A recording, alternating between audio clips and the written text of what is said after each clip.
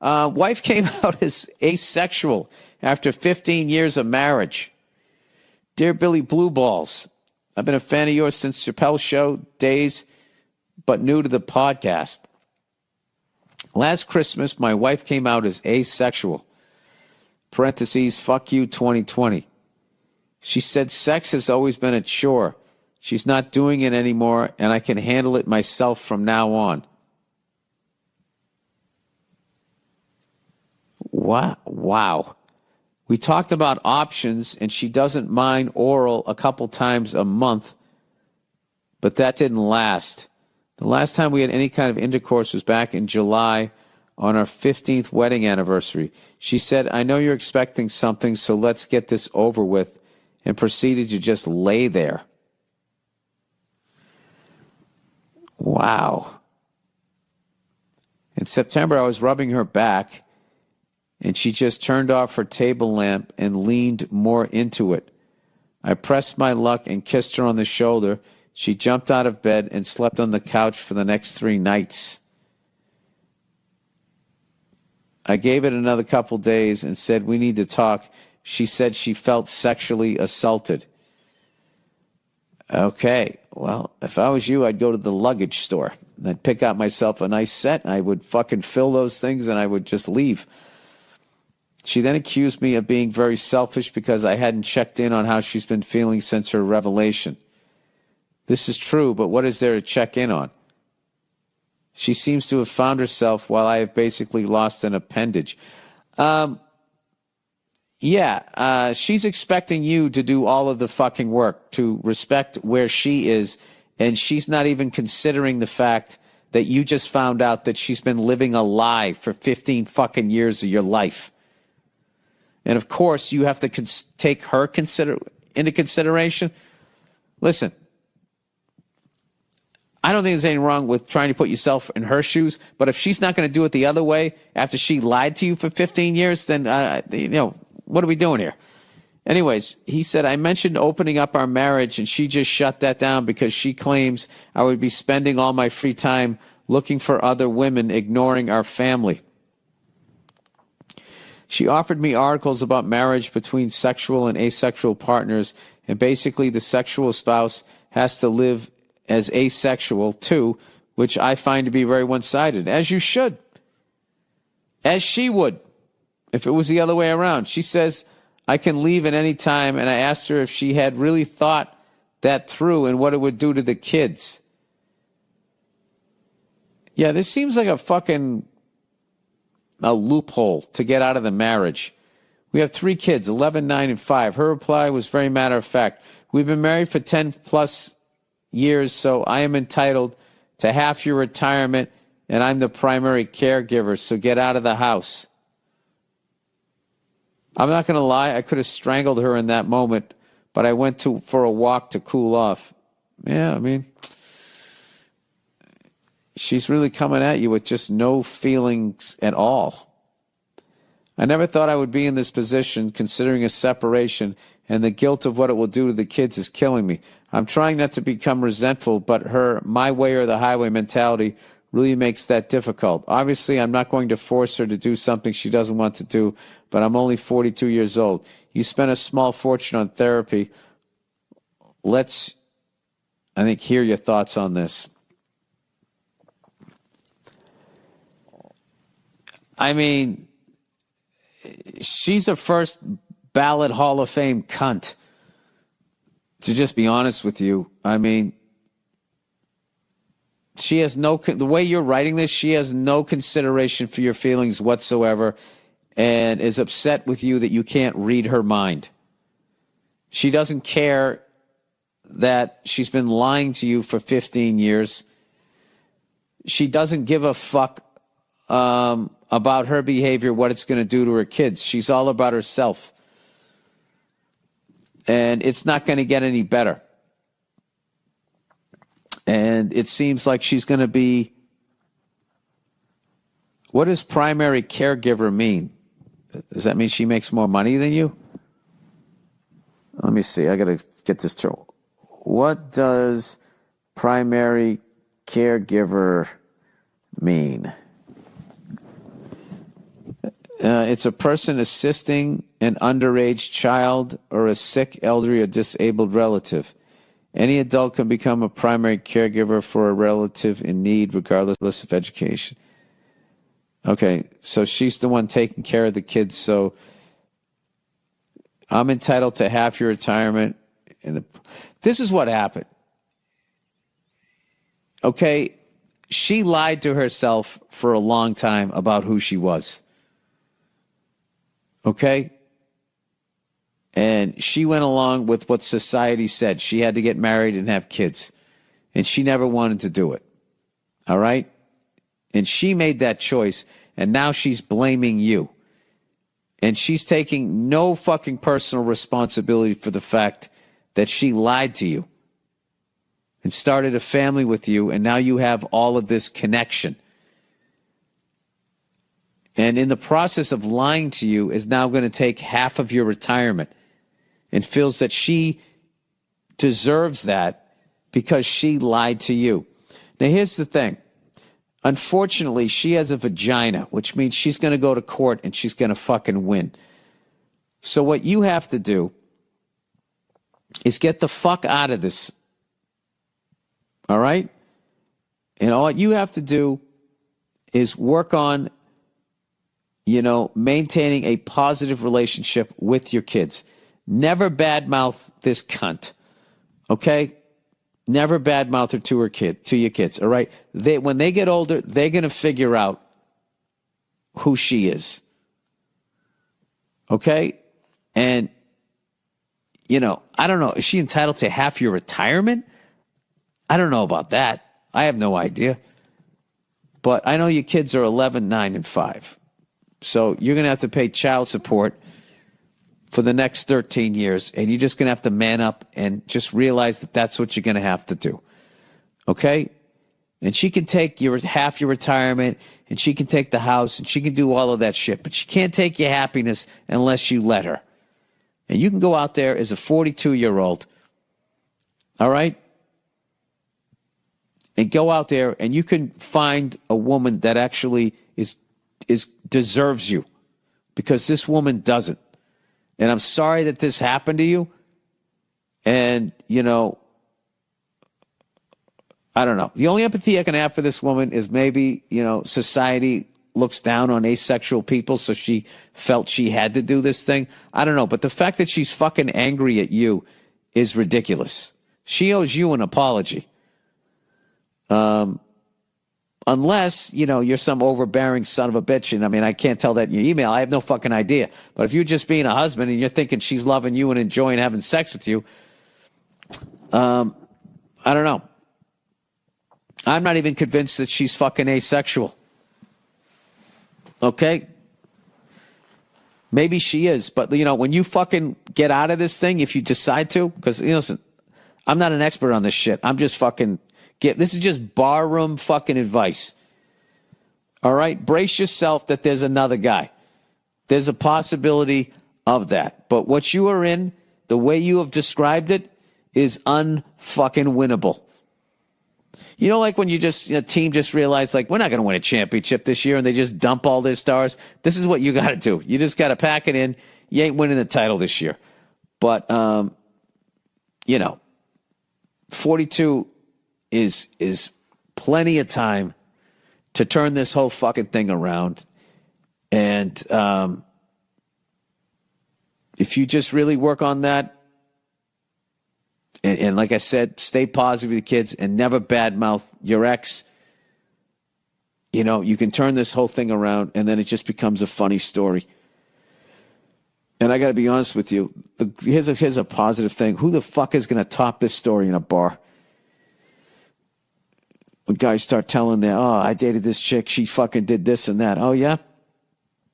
I was married for 15 years, and my wife out of nowhere told me she was asexual. And fucking, I went to kiss her shoulder, and she accused me of sexual assault. And then said she was entitled to half my retirement. And she's going to take the fucking house. Sure you could tell it in a funnier way. Yeah, I mean, I would just, I don't know. I feel for you, man. That's fucking terrible. That's fucking terrible, man. It's, there's just so much shit people go through. We have a woman. She loses weight. She looks good. She feels good about herself. And then people stop fucking using her because they can't fucking handle that she's in shape. I swear to God, man. I swear to God. Every time I start to turn the corner and I start to think positive about life and people, you guys write in. You send me these fucking stories. I just don't get it. All right. Overrated relationships. Do I really want to read this one with you here? Can you come near the microphone and be a friggin' professional in this unprofessional show? I know, you're just sitting Why there with no are you furniture. wearing moccasins? They're my slippers. They're moccasins. Yeah, moccasin slippers. Hiya, hiya, hiya. You got a little Indian blood in you, don't you? I don't. Yes, you really. do. I have like one. Let me. 16. What do you got? Black feet in you? You get it? Nothing? I get nothing on that? That was stupid. You know what? What? Go fuck yourself. Here we go. Relationships. So, sure, they can be good, but are they ever great? Every married guy I know reminisces about his days as a single man. Married guys warn single guys not to get into relationships. They warn guys with girlfriends to never, under any circumstances, get married. This is all true. When you're single, you can do whatever the fuck you want. Whatever you want without first... wait a minute. Let me get this closer. Without first filtering your decisions through the desires of a chick who probably doesn't even know what she wants most of the time and is motivated by the worldview of Sex in the City. Wow, this person sounds like a real prize. No, but this is true, though. This isn't all women. A lot of women are fucking idiots, just like guys. Wouldn't you say most guys are fucking idiots? I would, actually. And aren't most people fucking idiots? Listen, we're all rapeable. But when we're talking... All I know is that no one is unrapeable. All right, let's continue. Okay. And I am as exotic as a grilled cheese sandwich. I think that might be an instant classic. There wasn't even tomato in that sandwich, was there? Even when the chicks get what they think they want, they're usually still miserable. That's how stupid most of them are. All right, now he's in my school. He's in my quad. I like this guy. You're never going to make them happy, so why even try? Not being constrained by a relationship is one of the greatest things of all time. It's a man's world. Women need men more than men need women. Most men can thrive alone. Most women can't. He's young. You can tell he's young. He hasn't, like, women are still looking at him. He's a fucking idiot is what he is. No, he isn't. He's learning. Mm-hmm. I was this guy. Mm-hmm. Then you realize at some point you're old and women don't care anymore, so you got to grab one and just hang on to him and drag him down with you. Most women can't. Ask any honest bisexual girl, and she'll tell you that she wants to end up with a man. Jesus, this guy just keeps... Every time I think he's gone as far as he's going to go, he keeps going. I love him. Enjoy being single. Unless you're a total fucking failure of a man, you'll almost always be able to get a girlfriend if you really want one. Realize, if you're past a certain age, dude, there's a certain amount of money you have to be making for that to continue to happen. And there's a fucking sadness to that life that I can't even begin to describe. Realize what a blessing your freedom is and never allow desperation to put you in chains. He's making some good points here.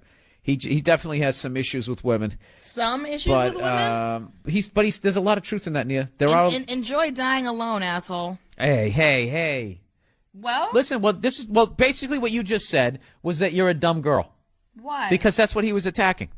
What do you mean? So Is your world? Oh, we were almost out without an argument. Why am I dumb? Because he's attacking women whose worldview comes from Sex in the City. Okay.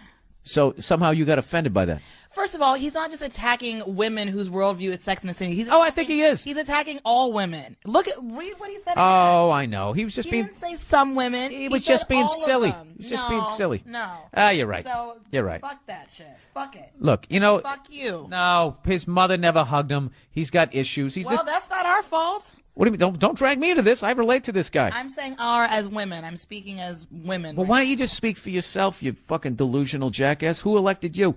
You did. I'm sitting here, aren't I? Well, I didn't say to represent all women's. I'm not representing all women's, but I think I can say with underwears some clarity that most smart women who see this would be like, go fuck yourself, you douche. All right. Well, also, can I just make a comment about the whole married versus unmarried thing? The grass is always greener on the other side. Single people who are alone look at couples, and they get a little twinge of like, oh, that's nice. I wish I had somebody to come home to at night that has my back no matter what. That's what you're missing, you short-sighted moron, is that you've got somebody who's there with you, who's going to take care of you, who's going to love you and protect you and have your back. It's not just about like being with someone just to be with someone.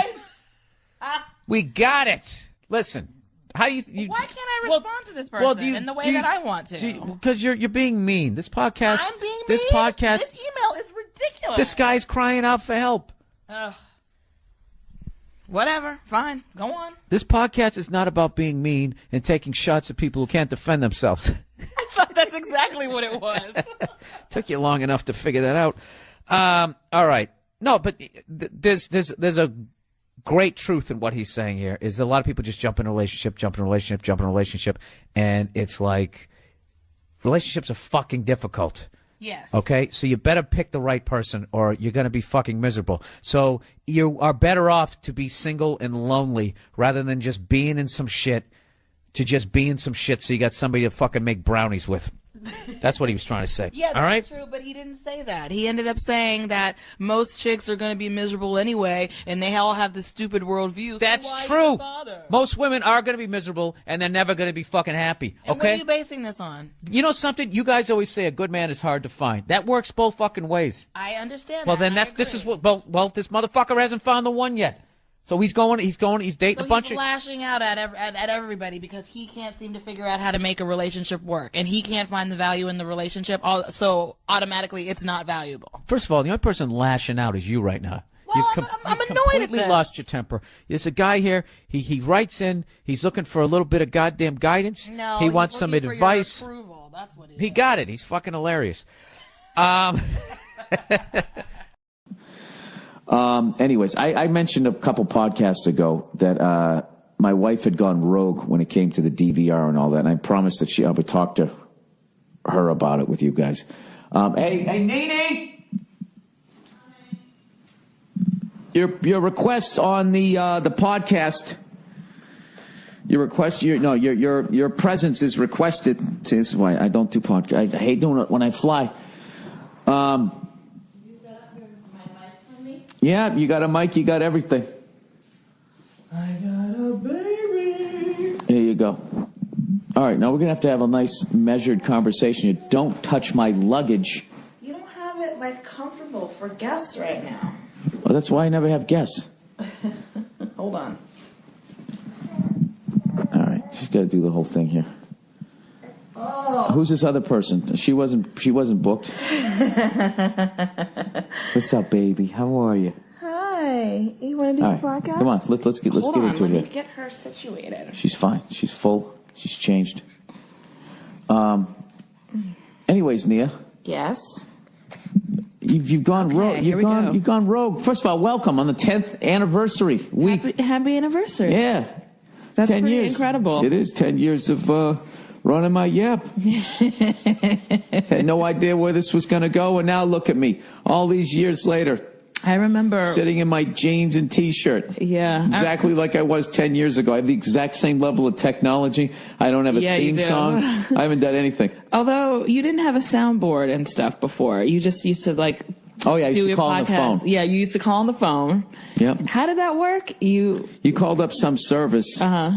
Yeah, I used to do it when I was on the phone. I would drive around and I'd be getting into arguments with other people in the cars, and I would be at the airport and I'd just make fun of people.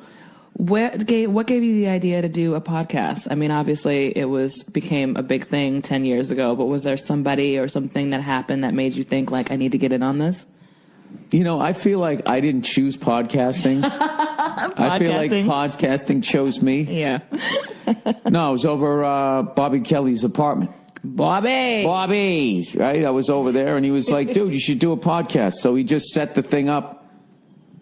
Yeah, it was like Bobby Kelly shit. Bobby into technology, and I was like, maybe in the old crabby guy, even back then, go, dude, I don't want to do that stuff. Just set it up, dude. It's a good way to connect with your fans, bro. And he was right. Yes, he was. He was right. He was right on that one. I remember you doing the podcast. You know what he was wrong about? register. You know what Bobby Kelly was wrong about? The mini CDs. Mini CD. Mini CDs, yeah. When there was regular size CDs, he talked me into getting a mini CD I recorder. remember those. Yeah, like that was going to take off. Yeah, no. And then I had to buy the microphone that was set up like a little T.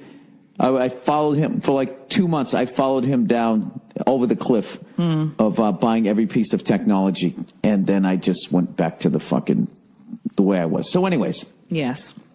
So Neil, what's going on? You know, there's all these great shows out there that we used to watch together. Well, Better Call Saul. Yeah. Fargo. Meet Me at the Mall. good season so far. Right? All of these great shows. Yeah. And you used to watch them with me, and now all of a sudden, not only do you not watch them with me, you kind of erase them or decide, there was some other show, not the shows I just mentioned. There was some other show we started to watch, and you decided that you were over it, and you just stopped recording it. Okay.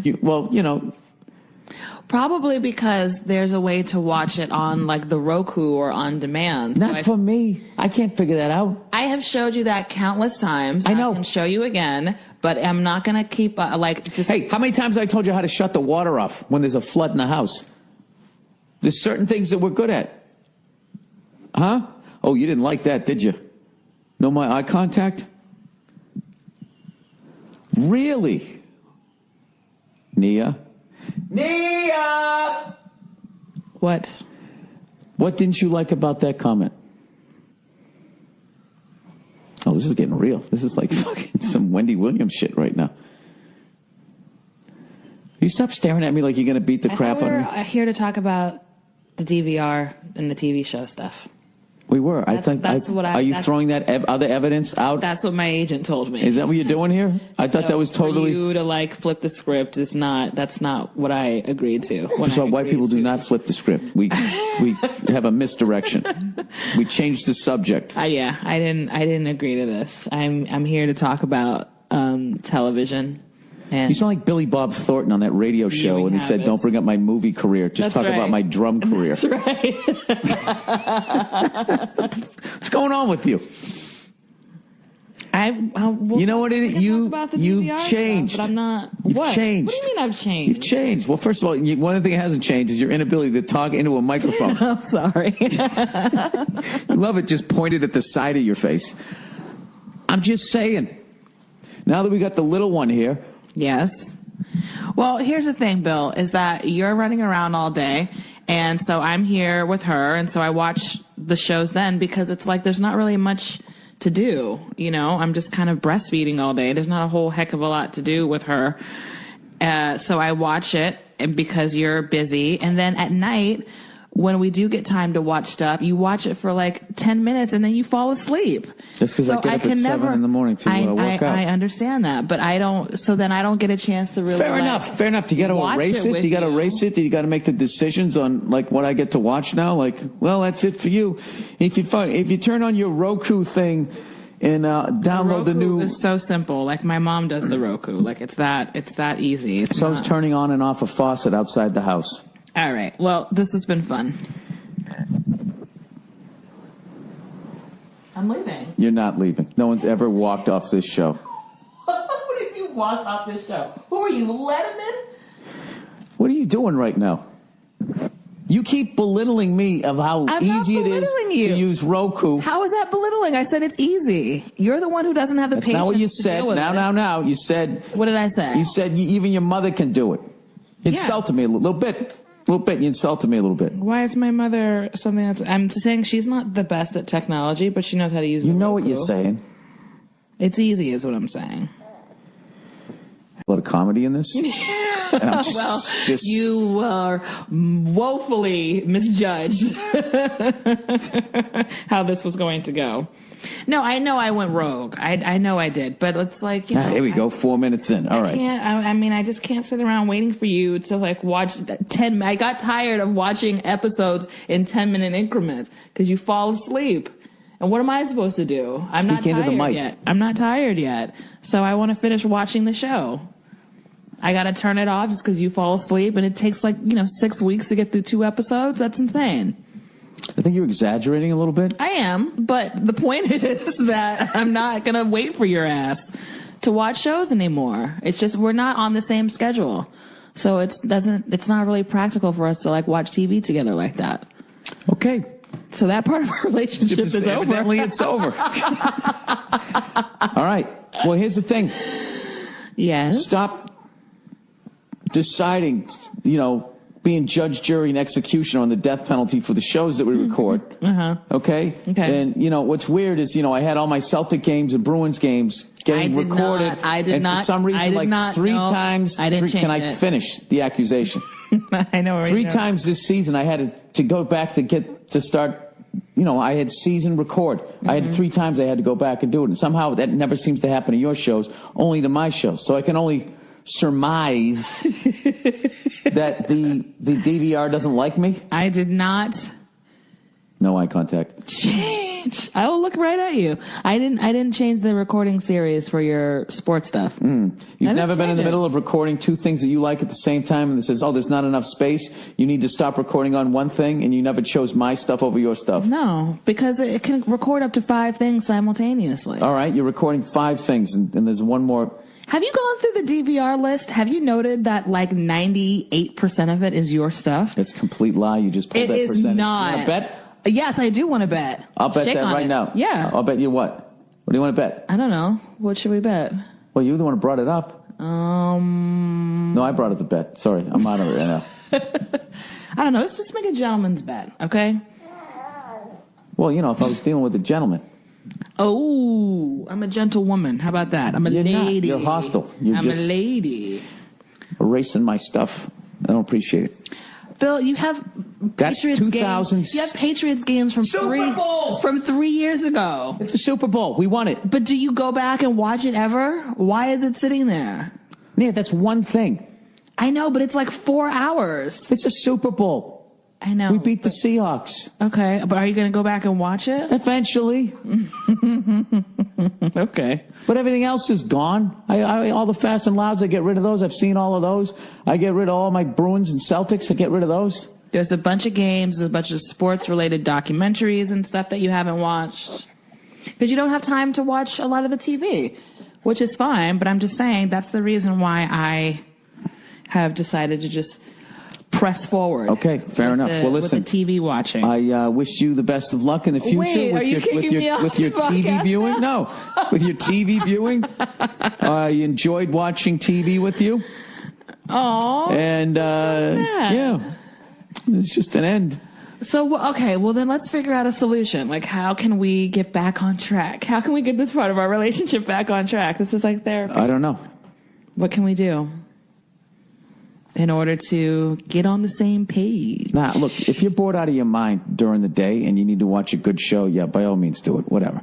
I just needed an explanation. I guess that's all right. I'll learn tell you what, I'll learn how to use the Roku, and you learn how to shut off the water the next time one of these old-ass pipes bursts. Why is that such a big deal, Nia? Why do you keep bringing it up? And you're trying to, like, humiliate me and embarrass me? That's why I'm bringing it up. Because every time you talk... The last time we had something happen like that, I turned off the water. I did. And I called the plumbers, and they came the very next day. Yes, I did. So I'm tired of you making it seem like I don't know what the hell is going on. Okay? I was here by myself. You didn't turn it off. With the baby. Yes, I did. You turned it off under the sink. I did. Under the sink, you turned it off. Yeah, I did. And that immediately... That's not the house. The crazy-ass flooding that was going on. That I cleaned up by myself. I must have walked you out there 20 times. It's a little valve. It's like, it's blue. It's the color of water. You just pull it down. Why? If Roku was that easy, I could do it. I forgot to do that part, okay? I know, but that's the most... And I called the plumber, and they told me that it was fine, and it was fine. I know, because we got lucky. It's not like you made a judgment call going, it's coming from there. I would take it out from the front of the house. You didn't do it. You don't know what I was going through. You weren't here. I saw it in your face. And all you do whenever stuff like that happens, when you're on the road, yelling. Is give me shit. No, I will not. You just give me shit about it over and over again instead of being like, I understand. You were alone. You were panicked. You don't handle the situations. Thank God everything was okay. Thank God you're okay. Thank God the baby's okay. Oh, Jesus Christ, a dam didn't break. No, it's all about Were you gonna drown? Everything that I did wrong and how I didn't act like the way you would have acted. You know what I think we learned here? That. You know what I think we learned here? I don't appreciate it. Okay, I don't appreciate it. You know what I think? You know what okay? it is? You guys listening Is right this what now. you wanted? You wanted me to flip out? Are you not entertained? Here's the thing. Keep poking me about it. That was months ago now. Like, let it go. You have completely lost your composure. Yeah, because you're pissing me off. All right. You know what I learned in this conversation? Nothing, knowing you. Ooh. A little zinger from Nia. I have learned that I'm a little bit better at handling criticism than you are. No, you are not. Listen. No, you are the most sensitive jackass I've ever met in my entire life. But I only okay, fair enough, but I only took it to tit for tat. You said Roku. Oh, and so you're petty too. Okay, so I'm petty, but I mean, I'm not the one yelling and flipping out here. I am a passionate person, and when I am feeling a certain way, stop with the euphemisms. I'm letting it go. That's not a euphemism. Yes, it is. You don't even know what a euphemism is. Yes, it is. It's a nicer word for being a douche. Instead of saying, listen to me. Instead of saying... Did you just snap at me? Yes, I did. Just like, you know who. Two rights don't make... Wait, no. Two wrongs don't make a right. All right, you're right. Rights don't make... Wait, no. Two wrongs don't make a right. All right, you're right. No, it's like instead of saying shell-shocked, you say post-traumatic stress disorder. Instead of saying innocent people died, you say collateral damage. That's a euphemism. Oh. All right? Okay. So there you go. Instead of saying that you're an angry lunatic, you say you're passionate. I'm not. You're the angry lunatic. I think we can all agree. Huh? Not me. I am not. I am the steady, easy one. Oh, yeah, really? Yeah. Yeah, We've seen you're that. the crazy one. Do you remember when I had to threaten to, like, if you hit me one more time during an argument, I'm not going to go out with you anymore? When I met you, you were I was in a very you were a different thrower, phase of my life. and you were a hitter. Oh my God, you got to run for office. You got an answer for everything. I was young, and I was passionate. Immature. You were immature. I was young and immature, and I didn't know how to handle my emotions, and I do now. Okay. All right. Why don't you just check yourself into rehab? That's the other tap out way. Oh, I punched him in the face. I need to go to rehab. I never punched you in the face. Yes, you did. To stop you did it on Valentine's Day. I didn't punch you in the face. Yes, you did. Not in the face. In the face. Yes, in the face. In the face. In the face. You did. You did. I didn't punch you in the face. Yeah, no. I took you to that fancy-ass sushi restaurant. We were living in New York. I took you down to that thing. Oh, and the dude from the phone booth movie was there. Right? Oh, I'm in a phone booth. They won't let me leave. Colin Farrell. Right. He's in that fucking thing, that nice low-budget movie. The whole movie takes place in a phone booth. We love it. Low budget. Cute Irish guy, right? Movie was ridiculous. Well, you wouldn't know that when the way you were looking at him in the sushi restaurant. You just kept looking at the guy, which was fine for the first, 10 minutes. Then after a while, you're just looking at another guy while I'm paying 10 times what sushi should cost. You are so exaggerating what happened. I wasn't staring at Colin Farrell the entire time. When are you going to validate my feelings? Nia, I believe there was a song written about everything you've said on this podcast back in the 80s. It went something like this. Lies, lies, lies, yeah. Lies, lies, lies, yeah. The bigger, the better. I believe that was the Thompson Twins. How long had we been dating before that incident? I don't know, but what ended up happening was I got in the cab and I bonded with the cab driver, and I just said, "Hey, buddy, let me ask you a question." Stuck my big head through that stupid little window. I go, "If you took your woman out on Valentine's Day for sushi, all right, famous guy walks in. How long do you give her to look at the famous guy before, after a while?" Farming out our issues to the public for that long? Wow, I never thought of it that way. What do you mean farming it out? I don't know what I mean. I had to get some sort of victory out. I was trying to make dirty laundry. No, I was trying to make you as upset as you made me, and I did it a little too well, because by the end of the night we were back in the apartment, and you came running out of the bedroom because of course I'm sleeping on the couch. Of course I'm sleeping on the couch. I wasn't looking at anybody else, and I paid for the meal. Of course I end up on the couch, and.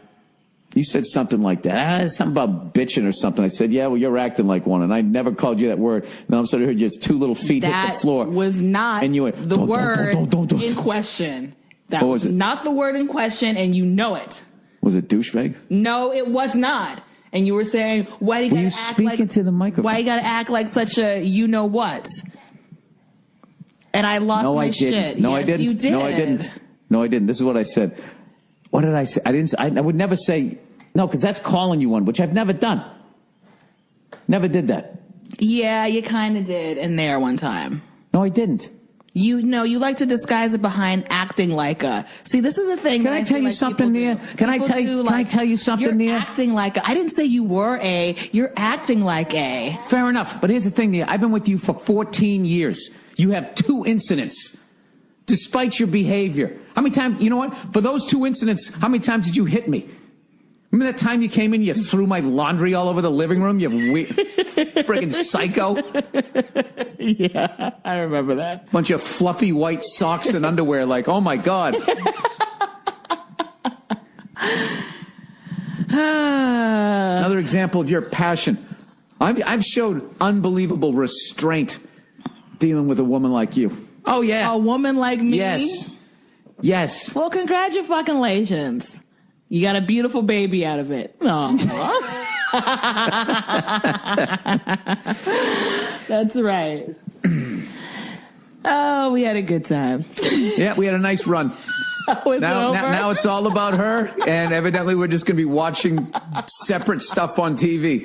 No, we can't be that couple. We have to, still remain a tight I have to be honest, unit. most times I fall asleep at night because you're watching those women yelling at each other. I hate those shows. No, I know that, but we could be watching anything and you'll fall asleep because you do. You get up super early. You're really busy throughout the day. It makes sense. So I get why you fall asleep, but I'm just saying, it's hard to watch a TV show with you that way. That's it. Okay. All right. Well, listen, it was nice talking to you. I'll, Is that it? Do I have to leave now? Well, I mean, I got to read some advertising if you want to sit here and listen to that. Oh, Jesus. I know. You don't listen to me read out loud. Happy anniversary. Happy anniversary. Happy anniversary. Happy anniversary. Why are we doing that? Because it's your podcast anniversary. I thought you were mocking the end of our TV relationship. Podcast anniversary. What? You just go podcast anniversary? You just... I know. I don't know why I still can't hold the microphone in my hand. Well, you know what, Nia? Here's to another 10 years of you not speaking into the mic. Do you think you're going to be doing the podcast 10 years from now? Absolutely. I will only be doing the podcast. I won't be acting anymore. I won't be touring. I won't be watching TV. Not with me, you won't. I will just be sitting in the room doing that stuff, No, I'll be hanging out with this little dumpling. cutie pie. Huh? Yeah. What's up, buddy? Huh? I get a smile? Are you in a contemplative moment?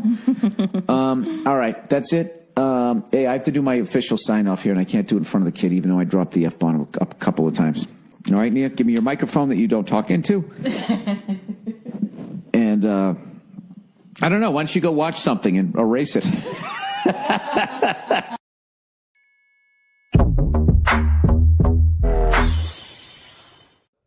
Yeah, so anyway, one time there was this transvestite, and Patrice was holding court in front of the cellar, and I believe he was kicked out of the cellar at that point, but they couldn't stop him from hanging out there because upstairs was a restaurant. It was like this technicality, and I think they also knew that if Patrice hung out at the Boston Comedy Club, we all would have just done our sets and gone over to the Boston because you had to be around him. So he's sitting there, and he's trashing everybody, and all of a sudden this transvestite came down the street, and I don't know what the fuck he said to her. But she just stopped in her tracks, and she was all about it. And she got right in his grill. He was sitting down, of course, as always. And she was standing up, he, she, whatever the fuck you say. And they just started going at it. And I remember one of the first ones she hit him with, and she wasn't scared at all. She hit him with, what he told us was an old street joke. But she said that he had so many spaces between his teeth, it looked like his tongue was in jail. And we all were like, wow, we all died laughing, right? And Patrice goes, that's a stock line. And he sized her up in 2 seconds. Was like, all right, so this girl, she knows a bunch of fucking street jokes. So what he did was he threw a light one, an easy one, and then he just Ali laid back on the ropes, let her get her next 3 fucking. I bought a Snaps book, and then he just started in on her and fucking just totally turned because I was like, oh my god, Patrice is gonna lose to a fucking transvestite, this is great. And then all of a sudden he turned it around, and I'm telling you, they just went blow for blow, and I'm telling you, some of the funniest comics in New York at that country at that point were some of the funniest ones in the country, I feel. And we became audience members. And we shut up. A comedian. We all shut up and sat there and just watched them volley back and forth. And Patrice finally, started turning the tide. So she started walking away, was still running her mouth. She never quit, but she left. And I remember Jeff Ross looked at me and just shook his head after it and said, that's the most unbelievable fucking thing I've ever seen. And I was just like, it was one of those things you saw it, and as a performer, you wish you did it. Yeah. The same way you saw Eddie Van Halen, you'd listen to him play guitar, and you'd be driving in your car, fantasizing that you were doing it. Or no. The equivalent to especially any comic listening to this right now, is you in Philly. Oh, that's it. That's one of those moments where I saw it and I went, oh, I wish that had been me. I would have never been able to do that. And that's how performers look at that shit. And that's one of the highest compliments. So I really appreciate that. I'm telling you, I literally. Well, if you watch that if you want, just go perform in Philly. Oh, yeah, right, yeah. Just go out, yeah. Show any sort of weakness in the anywhere in Philly. But when you watch me when I yell at the DJ, like I'm trying to fucking work something out here. Yeah. He was actually relaying something Patrice said because all the comics came to the side of the stage and were watching it by the end. Yeah. And he yelled out "Invincible." That's what he yelled out. Oh. Which would have been perfect because I would have been like, your fucking Eagles suck so bad. Some guy from a bar gets a tryout on your team. Not only gets a tryout, he makes your fucking team and has an impact, right? Like, I could have gone on forever, but I didn't. Like, I was so in attacking anything that talked to me. Yeah. And I always felt bad because the DJ, and because he kind of pointed over at Patrice, which was funny because me and Patrice weren't really talking at that time because we had that big fucking battle on O&A because of that fucking idiot radio show. Yeah. And that Philly thing was the first time we were backstage. We actually started like fucking talking again like friends. Cause I heard that live that you and Patrice, you were on the phone, right? Yeah. And that's the worst thing about the internet. It was like a 3-month fight in our relationship, but it lives on forever. Yeah. And people still ask me about that. And it was just, we were doing this guy's show, and the guy was just, the second I walked into the studio, he was just giving me shit. And I was thinking like I remember I came walking in the studio and they had already given me a water. And so like one of the guys working on the show goes, Bill, anything else you need or anything? I was like, no, I got a water. I'm good. All I need is some headphones. And then he turns around and goes, we'll get you some cans. Who was this guy? Don't say it because maybe I might be friends with him. I don't want to. All you got to do is listen to the thing. You'll hear who the fuck it is. I don't name names, right? So then I was just like, whoa. And he just kind of kept coming at me like that. So I thought it was like, okay, this guy thinks maybe I'm coming in from New York, so I think I'm better than him. Yeah. So I thought like this was some little hazing thing, like, okay, this guy's going to break my balls for a couple of breaks, and once I show that I have a sense of humor about myself, he's going to warm up. He never did. And in the middle of it, Patrice called in, and he accidentally cursed, and I'm giving him shit for cursing or whatever, but I'm doing it more in like that cellar hanging out in front of the sound, you big stupid this isn't satellite radio, blah blah. But then, man. I know. Yeah, I already said it. As soon as you said it, I went. Yeah, he fucking hung up on him, and I didn't realize he hung up on him. But even then, I was just looking like, who gives a fuck? I didn't think it was that big a deal. And the episode ended like 2-3 hours later. The episode ends, and at the end of the episode, right, my HBO special came out, and the guy was like on the air trashing, like making fun of my special. Like, so what do you got going on? And I was like, I got a half hour coming out on HBO. And I just came out on HBO, and he goes, really? I haven't heard anything about it. Something like that. And I was like, well, it's doing real well. And he goes, whatever. And it was one of those things, the second the show ends, he goes, hey, did you have a good time? And it's just like, yeah, man, I had a great time. All right, see you next time. Fucking whatever. What was that? Yeah. And it was after the episode. That's when me and Patrice first got into a fight, because I got off, and all it was a message going, yeah, that guy's a dick, man. Give me a call. So I called him up, and I didn't realize that he was really upset by it. So I came at him in seller mode. Yeah. And I was like, what? Just kind of do this and blah, blah, blah. And I go, he hung up on you, jackass, or something. And he was like, a lot of people don't know he was really a sensitive guy. So that's what started off. So then he goes on Opie and Anthony, and then that started the whole, you don't tell me I taught you to do this. And then my ego goes, what the you fucking taught me to trash people? Yeah. Fucking met you when I was 25. I live in a quarter of a cent. And then it just was, and it was literally like, you know, two fucking pit bulls in a ring. Oh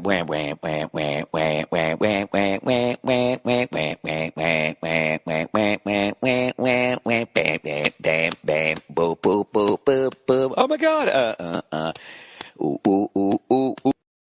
All right, 27-year-old virgin. Jesus Christ. Hey, Billy, I'd love to hear your humorous take on my pathetic situation. First of all, dude, let's work on your self-esteem. All right, you're already shitting all over yourself. All right, watch this guy. Watch him shit all over himself. I'm a 27-year-old virgin. Oh, Jesus. That's what he wrote. Now, your first question is going to be, how the fuck did that happen? Well, to protect myself, I'd actually prefer to keep my background as quiet as possible. Hey, I'm not trying to get you to rat yourself out. Here's what I can say. I come from a rich town inhabited by obnoxious cunts.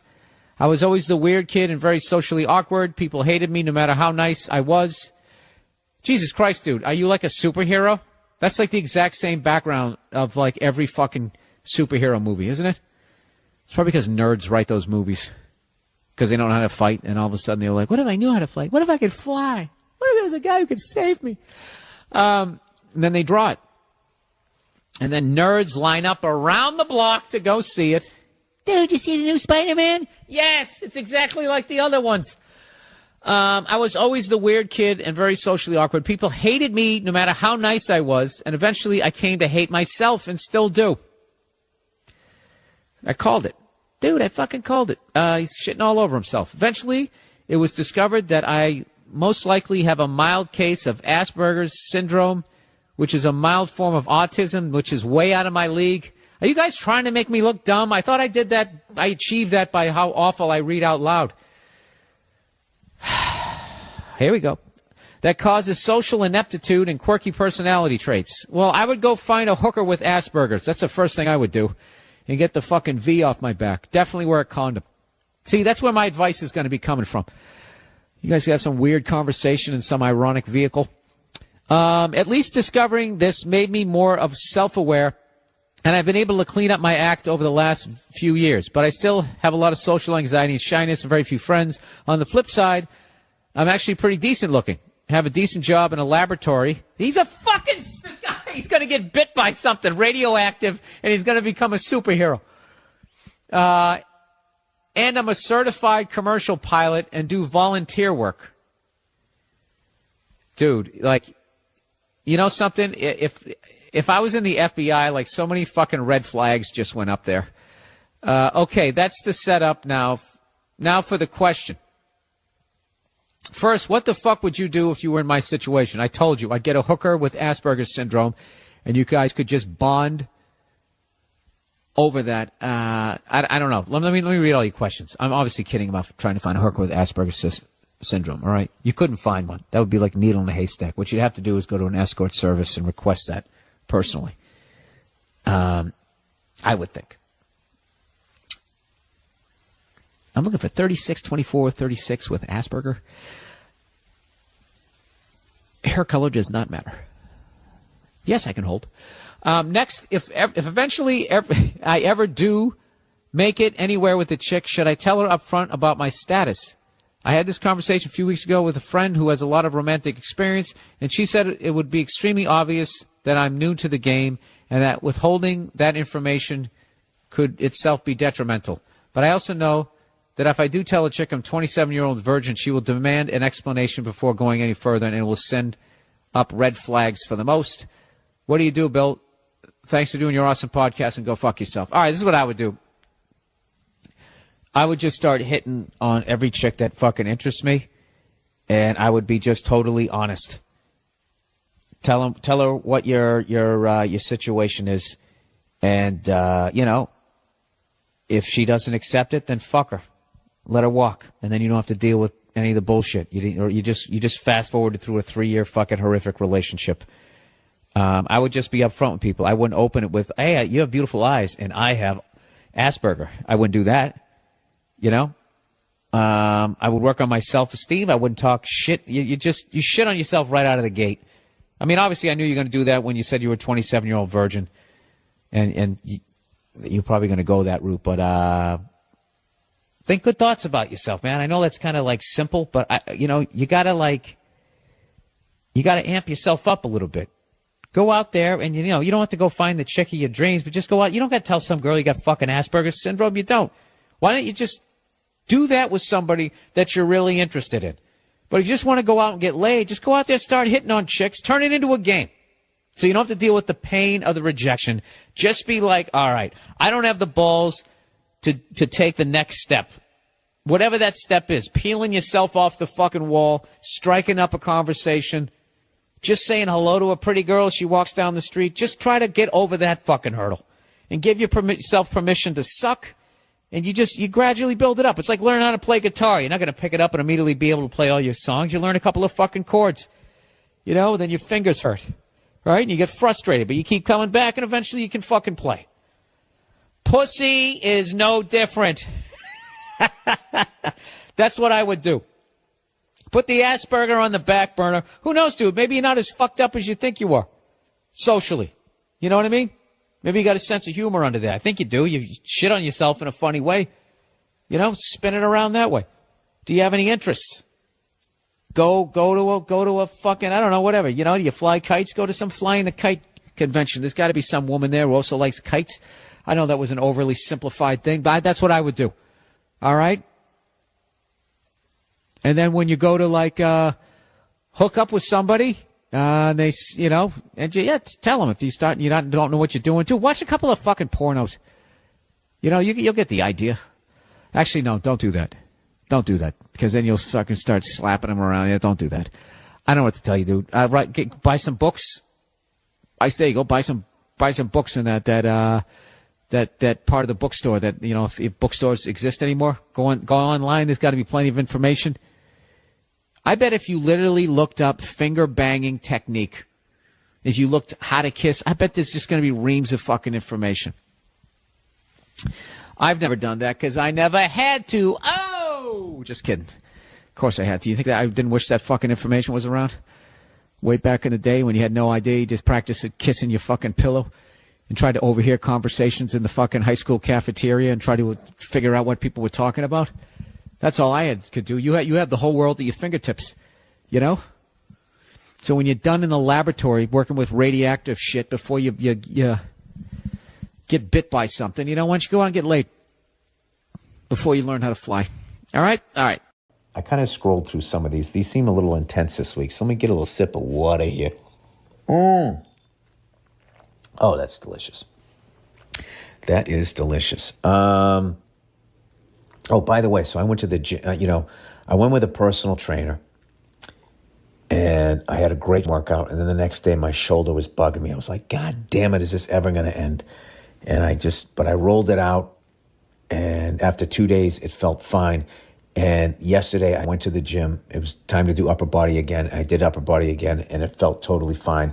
And I think I'm finally going to push through. I finally have enough free time.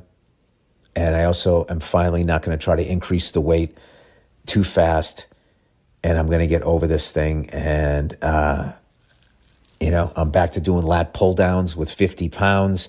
All I need to do is just slowly work my way to about 100 and 110 pounds, 3 sets of 15, and I'll be able to do a pull-up again. And then I can not lose my bet with Paul Verzi that I'll be able to do 10 pull-ups when I'm 70 years old, and I will be able to do that. I'm not going to cheat either, okay? I'm going Aaron Judge on this shit. I'm going totally clean, but I'm not doing 62 pull-ups. I'm doing 10. All right. Art Vandals.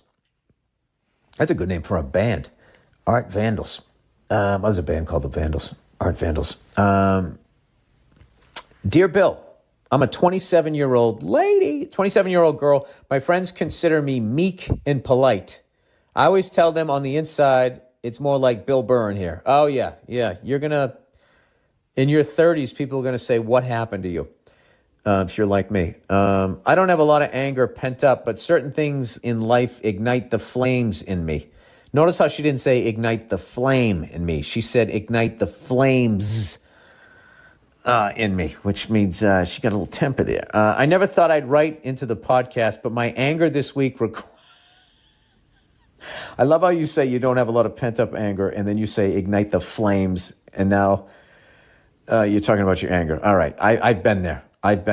And you know what? Right around 27, it was weird. Up until 27, I was like, hey, I have a great life. I'm a happy guy, and I don't know what happened. I never thought I'd write into the podcast, but my anger this week required me to do so, even for therapy, regardless of whether you read this. I love art history. I love the stories behind the artist and the art and the evolution of it all. That's a really cool thing to be into.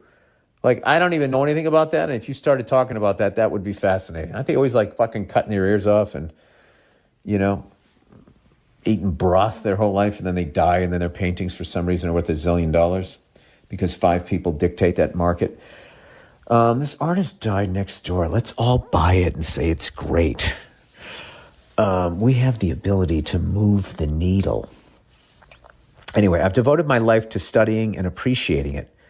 When those self-righteous fools threw tomato soup on the Van Gogh to protest oil. Oh my God, why would they do that? What does Van Gogh have to do with oil? I, quote, lost my shit, as you would say. You absolutely should have. I truly despise the idea that destruction of something is justified because of some greater cause. It's also an excuses how so many people think they are good people, but they are not. Well, it's always like a good cause, or the result you want is good, but how you go about it. Anyway, ironically, their hair was dyed using oil-based chemicals, and their clothes required oil to make. They can't possibly believe that they'd make a difference. It's more just a way for them to feel special. Fuck them and all the righteous. Thanks for providing a voice for my internal anger. No problem. I wouldn't say fuck all the righteous. It's. There's 2 things that are really combination. Okay, getting in a position of power and handling it in a healthy way is really difficult. And then rebelling against somebody not handling their power well and you doing that in the correct way is really difficult. Like, I would say like with that Me Too shit, right? Which obviously the goal of it was righteous and it was correct. But you saw how quickly it just sort of kind of went off the rails in sort of these wild examples of people that clearly were not what they were going after.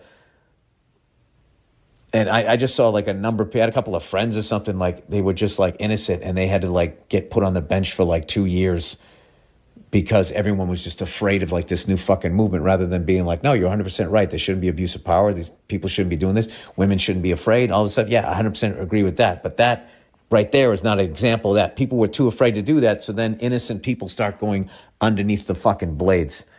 But I'm not singling out Me Too because that seems to be the way it always seems to go. Like, there's a problem, people want to address it, and that when in addressing it, that addressing gains momentum, it gains power, and whenever there's power, it attracts a certain type of person, and then they abuse it, and then people come out the other side going like, wait a minute, this wasn't what it was supposed to be about. What the fuck are we doing here? That happens all the time. So those people are, so I wouldn't say fuck all the righteous. I would say God bless anybody who is righteous and can keep your feet on the ground and you don't get caught up in the money and horse that comes with being successful with something. One simplifying. I can't believe they did that. Van Gogh is one of the few artists that I actually know about, and I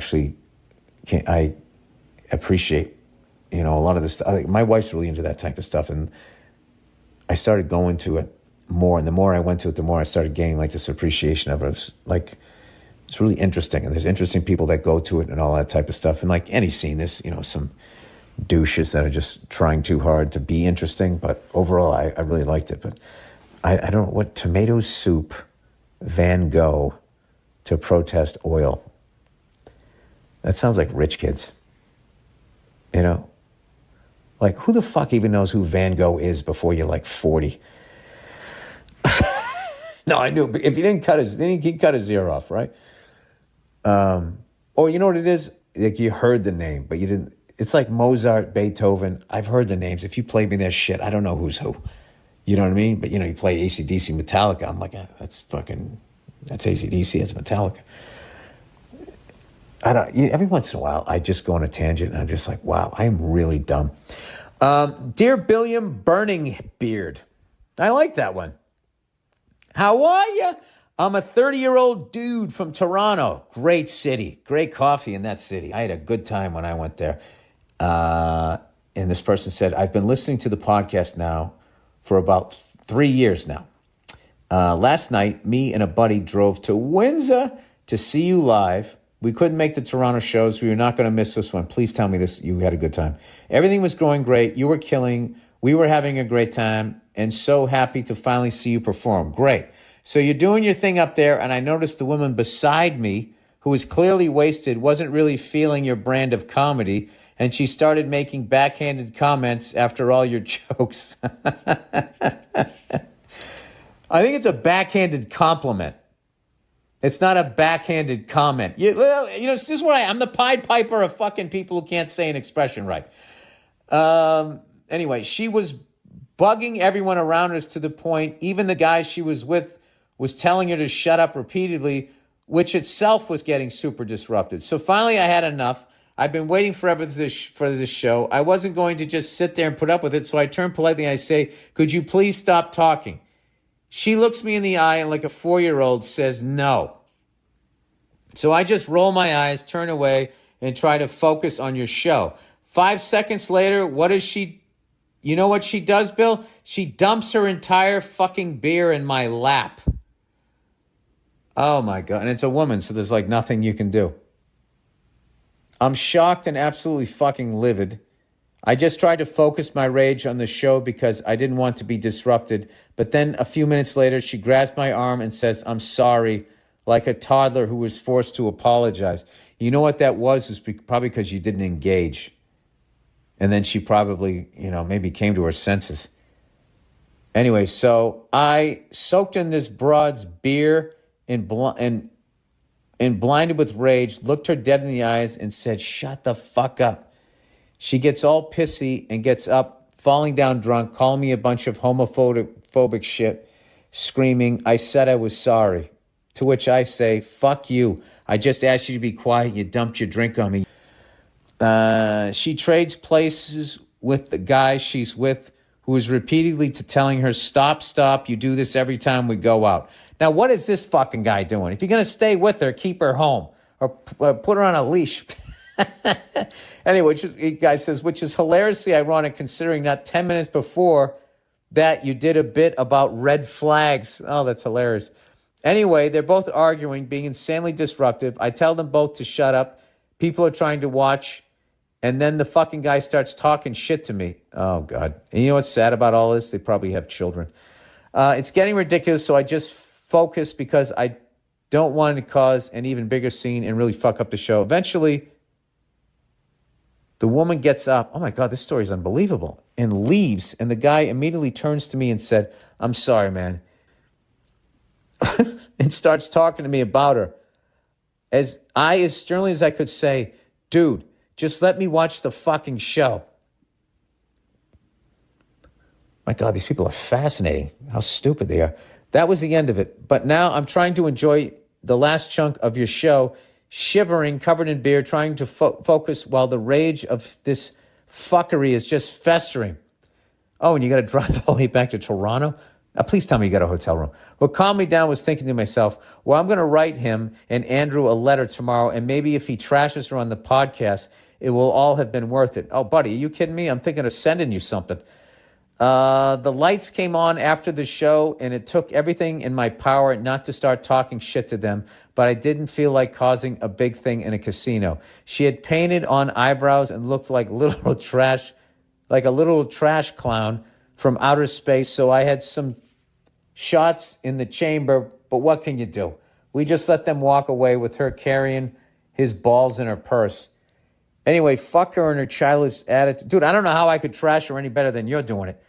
Anyway, fuck her and her childish attitude. At the end of the day, I still had an amazing time seeing you perform. Dude, you are a higher being, man. If you went through all of that and you're still feeling like you had an amazing time. He said, your story about the mushroom trip brought my mood right back to where it needed to be. I sincerely apologize for the disruption at your show and to anyone listening now who may have been there. That said, everyone we talked to around us after seemed to all be on our side. Why wouldn't they be?